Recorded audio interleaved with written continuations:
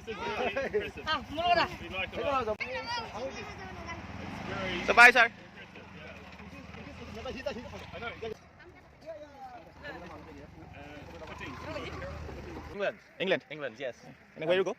We're traveling to Shillong. Shillong. We have an auto rickshaw. We drive from Kerala to Shillong. Yeah, Okay, yeah. Shillong.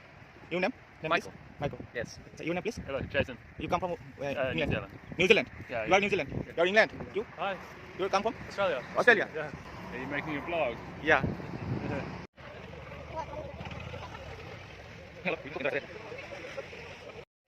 Okay, bye, sir. Bye.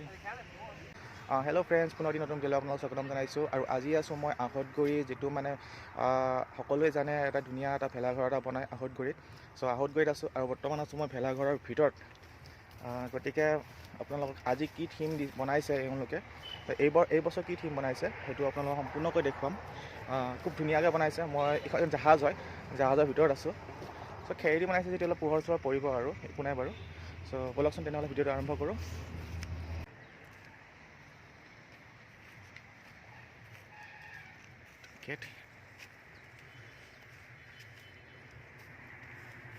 চ' ইয়াৰ ভিতৰৰ পৰিৱেশ বহুত ঠাণ্ডাও। এইটো হ'ল back side. ত' back চাইডো এনেই মানে থৈ দিয়া নাই, বেক চাইডটো বহুত ধুনীয়াকৈ ৰাখিছে।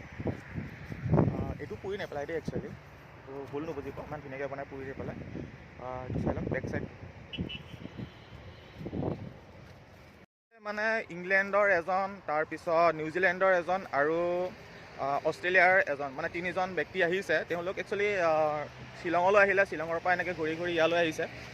চ' এওঁলোকে মানে অটো এখন নিজে লৈ আহিছে। ত' চাবলৈ বহুত হেঁপাহ, গতিকে পথাৰৰ মাজে অটোখন নামাইছে। ত' নমাই ফালে ভেলাঘৰৰ ওচৰত ফটো চটো উঠিব তেওঁলোকে কৈছে। আৰু ইমানোখিনি ভালকৈ ইংলিছ নাজানো, তথাপি যিখিনি পাৰোঁ সেইখিনি তেওঁলোকক বুজাইছোঁ। ত' বুজিও পাইছে বাৰু। চৰি দেই।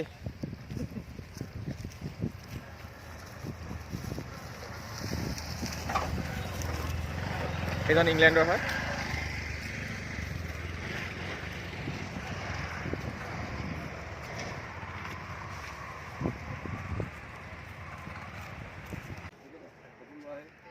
Where you come from?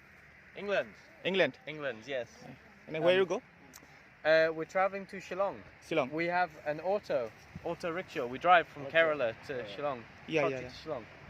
Your name? Michael. Please? Michael. Yes. So your name, please? Hello, Jason. You come from New England? Zealand. New Zealand. Yeah. You are New Zealand. You are England. You? Hi. You come from Australia. Australia? Yeah. Are you making a vlog? Yeah. It's for the Harvest Festival. Yes. Customs Festival. You make lots of bonfires, no? Yeah. Come round and reverse between the two trees.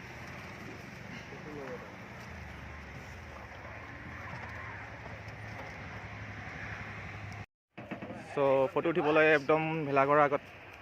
This doesn't get it. Oh, it could be a little straighter. এইখন কেৰেলাৰ পৰা তেওঁলোকে auto লৈ আহিছে all India ঘূৰিবলৈ।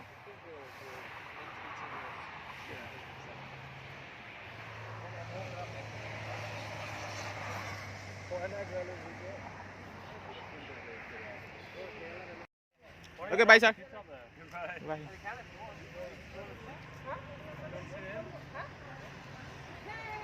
Oi, mama, follow.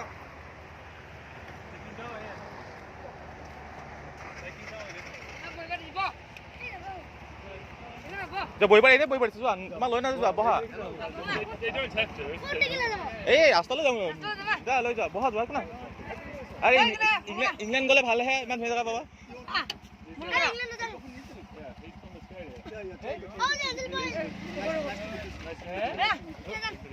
And he's from England. একো নাই বহাচোন। This is really impressive. We like a lot. Bhaiya. So bye, sir. He's the founder. I know. Yeah. 1 month to make. Yeah. 1 month. Minimum 1 month. Now where you go now? Kaizaranga National Park. Oh, Kaziranga National Park. Yeah. Very nice. And then to Shillong. Yeah.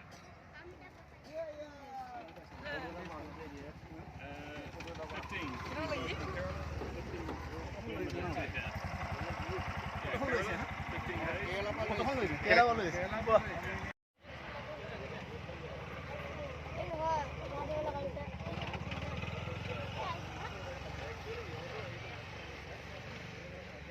অলপ ঘূৰি মানে খুব enjoy পাইছে দেই ইয়াতে।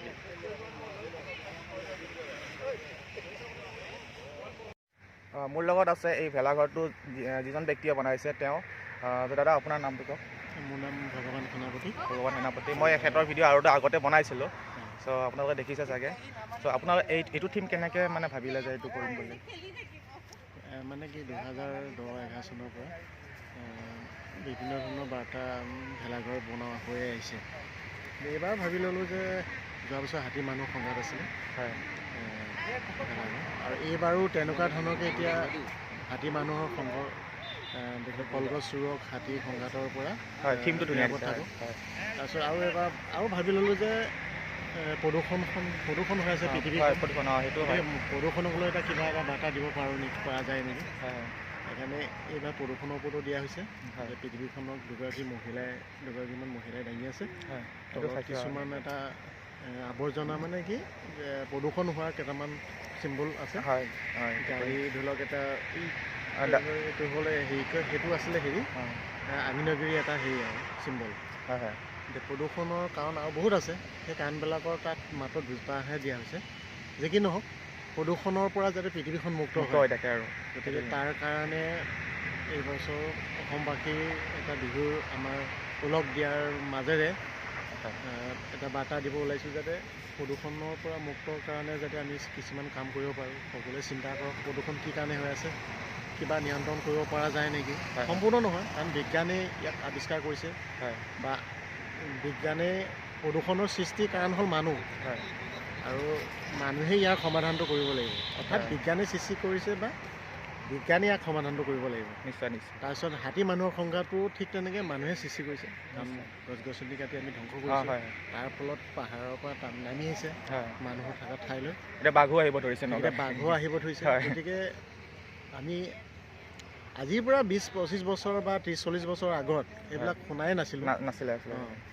মানে কি আদিম অৱস্থা কি কয় ব্ৰিটিছৰ শাসন কালতো নাছিলে, বা মানে তাৰ আগে পাছে বা আমাৰ আহোম ৰজাৰ দিনতো আমি এইবিলাক শুনা নাছিলোঁ তেনেকুৱাকৈ। সেইটোতো বহুত বছৰ, আপোনাৰ 20 বছৰ আগতো নাছিলে। এই বৰ্তমানৰ মানে এতিয়া বস্তুটো লাহে লাহে বহুত মানে পাহাৰ জংঘল কাটি প্ৰায় শেষ হৈ গৈছেগৈ, যাৰ ফলত আমি এডাল গছ এডালো দেখা নাপাওঁ। এতিয়া তাত জীৱ জন্তুবিলাকো থকা, বা আজি আমাৰ এই আমচৈ পাহাৰতে কিছুমান জীৱ জন্তু, বহুত জীৱ জন্তুৱে নাই। হাতীকেইটা বাদে অন্য বাঘ ভালুক বা অন্য নায়েই। গতিকে কাৰণো আছে নাইকিয়া হোৱাৰ কাৰণ, মানুহে মাৰিছে তেওঁলোকৰ জেগাবোৰ দখল কৰিলে তেওঁলোক আহিব নিশ্চয়। গতিকে বিভিন্ন কাৰণত এতিয়া চৰাইবিলাকো নাইকিয়া হৈ গৈছেগৈ। গতিকে এইবিলাক মানুহেই কাৰণ এটা ফৰেষ্টৰে যদি এইবিলাক বা চৰকাৰে এইবিলাক আইন নানিল হয়, নহ'লে এইবিলাক যি আছিলে সেইখিনিও শেষ হ'লহেঁতেন। বা মানুহে নামাৰিলেও এনেকুৱা হৈছে মানে প্ৰদূষণৰ ফলত কিছুমান চৰাই চিৰিকটি নাইকিয়া হৈ গৈছে। প্ৰদূষণৰ কাৰণে গছ গছনিও বেয়া, মানে ফলবিলাক বেয়া হৈছে, মাটিৰ উৰ্বৰা শক্তিটো কমি গৈছেগৈ। গতিকে মেইন হ'ল মানে পলিউশ্যনটো বা প্ৰদূষণ। গতিকে মই ভাবিছোঁ যে আচল বস্তুটোক যদি হেৰি কৰিব পৰা নাযায়, সমাধান কৰিব পৰা নাযায়, তেতিয়াহ'লে কোনো সমস্যাই সমাধান নহয়। কাৰণ আমি বিহু পাতিছোঁ, মানুহ জীয়াই থাকিলেহে বিহু হ'ব। গতিকে মানুহ যদি বেমাৰী হয়, ৰোগীয়া হয়, তেতিয়াহ'লে বিহু বা আনন্দ বস্তুটো কোনো কাৰণতে নাহে। মানুহ সুস্থ থাকিলে আনন্দ উৎসৱ বা কিবা কিবি পৰম্পৰা আমি মানুহে জীয়াই ৰাখিব পাৰিম। গতিকে বিহু পৰম্পৰাৰ মাজতে এইটো এটা বাৰ্তা দিছোঁ, যাতে এই বস্তুটোৰ কাৰণে যাতে সকলোৱে সজাগ হয়। প্ৰদূষণ কি কাৰণেই হৈ আছে, বা আজি প্লাষ্টিক বৰ্জন হোৱা নাই। প্লাষ্টিক বৰ্জন মাজতে বৰ্জন হৈছিলে, কিন্তু আকৌ বস্তুটো খুলি দিলে। গতিকে সেইটো এটা কাৰণ। গতিকে আপোনাৰ এইটো বনাওঁতে কিমান দিন লাগিছে? এইটো প্ৰায় এমাহৰ আগৰ পৰাই এইবিলাক কিছুমান বস্তু ঘৰতে কৰা আছিলে। হাতীৰ যি বাঁহৰ ফ্ৰেমটো আছিলে, তাৰপিছত ইয়াত আহি পেলাই ফিটিং কৰি পেলাই নাওখনৰ ওপৰত উঠাই দিয়া আছে। গতিকে নাওখনৰ এটা ছাবজেক্ট আছে, এইটো এটা যেনেকৈ এটা ছাবজেক্ট আছে। নাওখন হ'ল আমাৰ একতাৰ এনাজৰী। গতিকে আমি আমাৰ পৰম্পৰাটো, আমাৰ অসমীয়া জাতিৰ পৰম্পৰাটো একতাৰ দোলেৰে আমি বান্ধ খাই আছোঁ। গতিকে বা আমি এটা নাওখনে এটা জীৱ জন্তুখিনি এটা চেপ দিছে বা পৃথিৱীখনে এটা চেপ দিছে অৰ্থটো তেনেকুৱাও হ'ব পাৰে কিন্তু এখন আমি মাছ মৰা নাও বনোৱা নাই কিন্তু এটা আমি চিম্বলিকহে দিছোঁ চিম্বলিক হিচাপে এটা আমি এটা থিম আছে গতিকে সেইটো কাৰণে এই নাওখন ইয়াত ব্যৱহাৰ কৰাইছে বা আপোনাৰ সাধাৰণ হিচাপে যদি ভাবে নাওখন হ'ল চব ক্ষেত্ৰতে আমাক দৰকাৰ হয় বিভিন্ন চৰকাৰৰ ফালৰ পৰা কিবা পাইছে নেকি চৰকাৰৰ ফালৰ পৰা বৰ্তমানলৈকে তেনেকুৱা স্কিম পোৱা নাই এই হেৰি মুখ্যমন্ত্ৰী যি সম্বৰ্ধনা এটা অনুষ্ঠান এই আঁচনিতে আছিলে কি কয় সৰ্বানন্দ সোণোৱাল তেখেতৰ দিনত 50,000 টকা এটা দিছিলে সেই এটা সাহাৰ্য পাইছোঁ মই বুলি ন গোটেই অসমৰ শিল্পীবিলাকে পাইছিলে কিন্তু বিশেষ হিচাপে ধৰি লওক ইয়াত মই পোৱা নাই কিন্তু আপুনি নিজৰ খৰচেদি কৰিছে গোটেইখিনি এইখিনি নিজৰ খৰচে আৰু মোৰ এটা সংঘ এটা আছে যুৱ সংঘ কিছু সহায় কৰে আৰু তেওঁলোকক সম্পূৰ্ণ নহ'লেও গতিকে মোৰ প্ৰচেষ্টাটো মইহে গতিকে মই বেছি আগবাঢ়িব লাগিব গতিকে ৰাইজে মোক অলপ ঠেলি দিয়ে ৰাইজৰ ছাপোৰ্টটো আছে ৰাইজৰ ছাপোৰ্ট আছে এতিয়া পথৰ যিবিলাক গাড়ী মটৰ মানুহ যায় তেখেতলোকে মোৰ খৰচটো দেখি গম পাই যায়গৈ তেওঁলোকেও কিবা এটা মোক সহায় কৰে এইখিনি ইমানখিনিয়ে মানে আহঁতগুৰি এতিয়া ক'ব গ'লে ম'হৰ যুঁজ আৰু এই ভেলাঘৰটোৰ কাৰণে বহুতে মানে জানে আৰু আহঁতগুৰি ভেলাঘৰ এটা ভাল বনায় তো ময়ো ধৰক আগতে শুনি আছিলোঁ তাৰপাছত মই আজি 2-3 বছৰ আশা কৰিছোঁ বাৰু